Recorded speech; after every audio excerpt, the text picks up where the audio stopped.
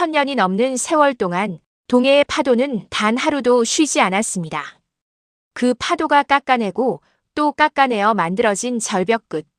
그 아찔한 낭떠러지 위에 세워진 사찰이 있습니다. 강원도 양양, 바로 낙산사입니다. 우리는 이곳을 압니다. 관음보살이 머무는 성지. 소원을 빌면 이루어진다는 영험한 기도처. 입시철이 되면 부모들이 손이 닳도록 빌고 연인들이 바람을 담아 자물쇠를 채우는 곳. 하지만 지금으로부터 1300여 년 전 이 땅을 처음 밟았던 한 승려가 마주한 진실은 우리가 아는 아름다운 전설과는 전혀 달랐습니다. 그것은 신비로운 기적의 이야기가 아니었습니다. 억울하게 죽어 바다에 버려진 수십 명의 원혼. 그들이 한 승려의 간절함을 이용해 땅 위로 손을 뻗은 처절한 울부짖음의 기록이었습니다. 오늘 전설의 고향 제3화에서는 그 누구도 입 밖으로 꺼내지 않았던 낙산사 창건에 숨겨진 비화, 그리고 보는 순간 소름이 돋을 충격적인 반전을 공개합니다. 때는 신라 문무왕 시절. 삼국을 통일한 지 얼마 되지 않은 이 땅은 겉으로는 통일의 환호성을 올리고 있었지만 속으로는 아직 전쟁의 상흔이 채 아물지 않은 상태였습니다. 전쟁터에서 죽은 자들의 이름은 어디에도 기록되지 않았습니다. 왕의 이름은 역사책에 남았지만 그들의 이름은 그저 파도에 쓸려 사라졌습니다. 집을 잃고 가족을 잃고 이름조차 잃은 채 바다에 버려진 민초들. 그들의 한은 갈 곳을 잃고 동해 바다 밑을 떠돌고 있었습니다. 바로 그 무렵 당나라에서 10년간의 유학을 마치고 돌아온 한 승려가 있었습니다. 의상대사. 화엄의 이치를 통달하고 수많은 논설을 섭렵한 당대 최고의 학승이었지만 그의 가슴 속에는 배움의 교만함 대신 깊은 괴로움이 자리하고 있었습니다. 내가 배운 모든 것이 저 노인의 허기를 채워줄 수 있는가? 아무리 정교한 불법의 언어도 굶주린 배를 채우지 못하고 억울하게 죽은 이의 눈을 감겨주지 못했습니다. 의상은 깨달았습니다. 지금 이 땅에 필요한 것은 화려한 이론이 아니라 살아있는 구원이라는 것을. 그는 결심했습니다. 직접 관음보살을 친견하겠노라고. 고통받는 백성들에게 자비를 내려달라.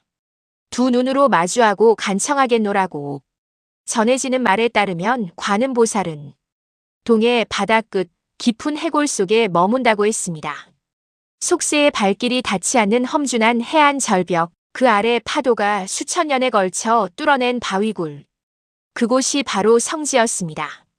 의상은 사흘 밤낮을 걸었습니다. 마을도 없고 인기척도 없고 오직 파도 소리와 갈매기 울음만이 그의 곁을 따랐습니다. 드디어 도달한 그곳. 의상은 굴 앞 바위 위에 가부좌를 틀었습니다. 그리고 이렇게 외쳤습니다. 관음보살이시여. 당신이 정녕 이곳에 계신다면 지금 이 땅 위에서 이름도 없이 죽어가는 저들의 울음소리가 들리지 않으십니까? 어찌하여 외면하시나이까? 응답은 없었습니다. 하늘도 바다도 굴 속의 어둠도 침묵했습니다. 의상은 그 자리에서 일어나지 않았습니다. 이튿날 새벽이었습니다. 눈을 뜰 수 없을 만큼 강렬한 빛이 바다 쪽에서 쏟아졌습니다. 의상이 눈을 들었을 때 그는 자신이 보는 것을 믿을 수가 없었습니다. 파도 위를 걸어오는 여인. 흰옷은 물에 젖지 않았고 발밑에는 물결 하나 일지 않았습니다. 그녀는 의상 앞에 멈춰 서더니 손을 내밀었습니다. 그 손바닥 위에는 수정처럼 맑은 구슬 하나가 놓여 있었습니다. 대사여. 이 구슬은 당신의 마음을 비추는 거울입니다. 맑은 마음으로 보면 진실이 보이고 흐린 마음으로 보면 보고 싶은 것만 보일 것입니다. 의상이 구슬을 받으며 물었습니다. 당신은 누구십니까? 여인은 미소 지었습니다. 하지만 그 미소가 어쩐지 슬펐습니다. 기쁨이 없는 미소였습니다. 보살을 보고 싶으시다면 먼저 당신이 가진 가장 소중한 것을 버려야 할 것입니다. 그리고 사라졌습니다. 의상의 손에는 차갑고 무거운 구슬 하나만이 남았습니다. 훗날 이 구슬은 낙산사 창건의 핵심 성물로 기록됩니다. 하지만 그 순간 의상은 미처 몰랐습니다. 그 여인이 건넨 말의 진짜 의미를, 그리고 그 구슬이 무엇을 비추게 될 것인지를. 의상은 그 자리에서 7일간의 단식 기도를 시작했습니다. 밥도 물도 입에 대지 않았습니다. 잠도 자지 않았습니다. 오직 두 눈을 굴입구에 고정한 채 보살이 나타나기를 기다렸습니다. 사흘째 되던 날 밤 바다 위에 폭풍이 몰아쳤습니다. 파도가 절벽 위까지 솟구쳤고 의상이 앉은 바위를 삼킬 듯 검은 물이 밀려왔다 빠져나갔습니다. 닷새째 되던 날 새벽, 바다가 갑자기 잠잠해졌습니다. 그 고요함이 오히려 더 소름 끼쳤습니다. 그리고 수면 한가운데가 솟아오르기 시작했습니다. 청룡이었습니다. 비늘 하나하나에서 푸른 빛이 흘러나왔고 눈은 달처럼 크고 노랬습니다. 그 몸집은 절벽을 두세 번은 감을 만큼 거대했습니다. 청룡이 의상을 내려다보며 포효했습니다. 어리석은 중아, 육신의 눈으로 보살을 찾으려 하느냐? 내가 보고 싶은 것만 보는 눈으로 어떻게 진실을 마주할 수 있겠느냐? 내가 진정으로 버려야 할 것은 내 목숨이 아니라 내가 보살이라 믿고 싶어하는 그 욕망이다. 의상은 일어섰습니다. 다리가 후들거렸지만 7일간의 굶주림에 몸이 허물어지는 것 같았지만 그는 절벽 끝으로 걸어갔습니다. 아래를 내려다봤습니다. 발이 더 이상 나아갈 곳 없는 그 끝. 그는 눈을 감았습니다. 내 이 몸뚱어리가 이 바다에 던져짐으로써 단 한 사람의 배고픔이라도 덜 수 있다면, 단 한 명의 억울한 죽음이라도 막을 수 있다면, 의상이 몸을 던졌습니다. 그 순간이었습니다. 광명이 터졌습니다. 파도 소리가 멈췄습니다. 그리고 의상은 무언가 따뜻한 것에 감싸이는 느낌을 받았습니다. 마치 어머니의 품처럼. 아니, 그보다 더 오래되고 깊은 무언가가 그를 부드럽게 안아 올렸습니다. 그리고 목소리가 들렸습니다. 파도 소리처럼 낮고 깊은 목소리. 의상아, 내 발밑을 보아라. 그곳에 대나무 두 줄기가 솟아날 것이니 그 위에 절을 지어라. 그리고 이곳에 남겨진 이들을 위해 기도하여라. 정신이 돌아왔을 때 의상은 절벽 위에 서 있었습니다. 그 앞 바위 틈에서 정말로 두 줄기의 파란 대나무가 솟아나고 있었습니다. 의상은 엉엉 울었습니다. 7일 만에 처음으로 소리내어 울었습니다. 그것이 기쁨의 눈물인지 두려움의 눈물인지 아직은 알 수 없었습니다. 낙산사가 완공된 것은 그로부터 몇 년 후의 일이었습니다. 절은 아름다웠습니다.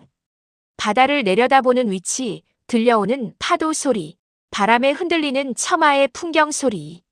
의상은 날마다 감사하며 기도를 올렸습니다. 그런데 이상한 일이 생기기 시작했습니다.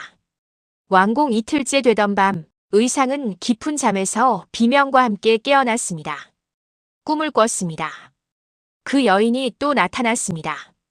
하지만 이번에 그녀는 처음 만났을 때의 그 고요하고 아름다운 모습이 아니었습니다. 얼굴의 절반이 검게 썩어 있었고 손에서는 피가 뚝뚝 떨어졌습니다. 그러나 목소리는 여전히 조용했습니다.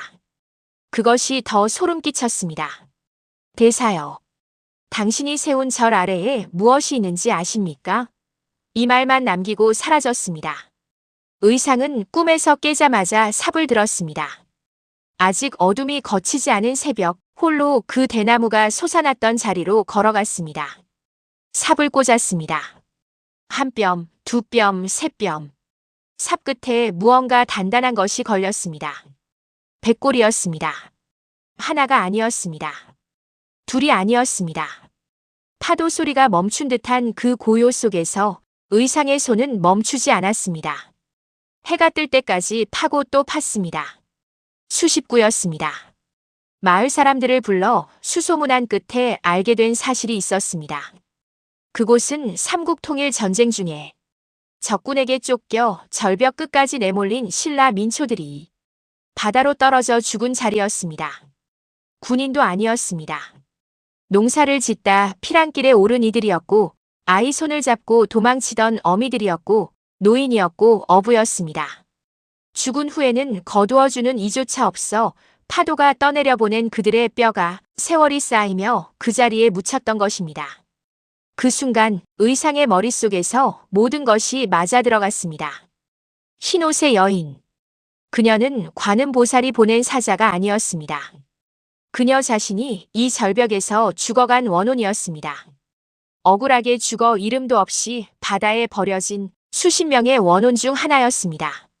청룡의 경고도 이제는 이해가 됐습니다. 대나무는 상서로운 징조가 아니었습니다.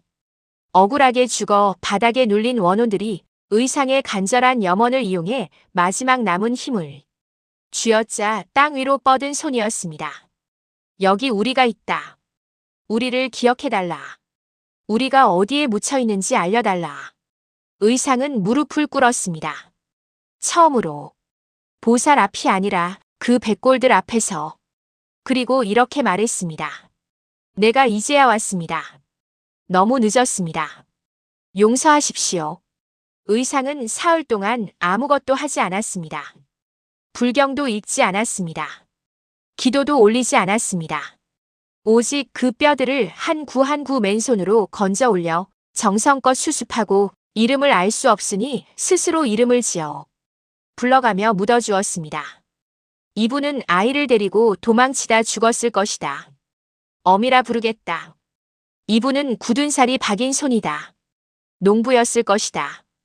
흙이라 부르겠다. 그리고 낙산사의 불상을 모시던 자리를 바꿨습니다. 화려하게 금칠을 한 관음보살상 대신 가장 먼저 그 백골들 곁에 작은 제단을 만들었습니다. 이름 없는 이들을 위한 위패를 올리고 마을 사람들이 물었습니다. 어찌하여 낙산사를 지으셨습니까? 의상은 이렇게 대답했습니다. 나는 보살을 만나러 왔다가 보살보다 먼저 만나야 할 이들을 만났습니다. 이 절은 그분들을 위한 것입니다. 훗날 낙산사는 관음성지로 이름을 떨쳤고 수많은 사람들이 소원을 빌기 위해 찾아왔습니다. 하지만 의상이 세웠을 때 그 절의 첫 번째 기도는 소원이 아니었습니다. 용서를 구하는 기도였습니다. 기억되지 못한 이들을 위한 속죄의 기도였습니다. 지금도 낙산사의 파도 소리는 유독 슬프게 들린다고 합니다. 이유가 있습니다. 그 파도 소리 사이로 지금도 바다 밑에서 이름 불려지기를 기다리는 이들의 속삭임이 섞여 있기 때문입니다. 혹시 낙산사에 가신다면 소원을 빌기 전에 잠깐 멈춰보세요. 발밑을 한번 내려다보세요. 당신이 딛고 선 그 땅이 누군가의 이름 없는 눈물 위에 세워진 곳일 수도 있으니까요. 그리고 그 파도 소리를 들을 때 단순한 자연의 소리로만 듣지 마세요. 어쩌면 1300년 동안 이름 불려지기를 기다렸던 목소리들이 오늘도 그 안에 섞여 있을지도 모르니까요. 진정한 자비란 보이는 것을 위한 기도가 아니라 보이지 않는 것을 기억하는 마음에서 시작되는 것이 아닐까요? 오늘 전설의 고향 제3화 낙산사 이야기 어떠셨나요? 우리가 당연하게 알고 있던 장소들, 그 이면에는 이런 이야기들이 잠들어 있습니다. 다음 화에서는 또 다른 공간에 또 다른 잊혀진 이야기로 찾아오겠습니다. 아직 구독 안 하신 분들, 다음 이야기 놓치지 않으려면 지금 구독 눌러두세요. 다음 전설에서 뵙겠습니다.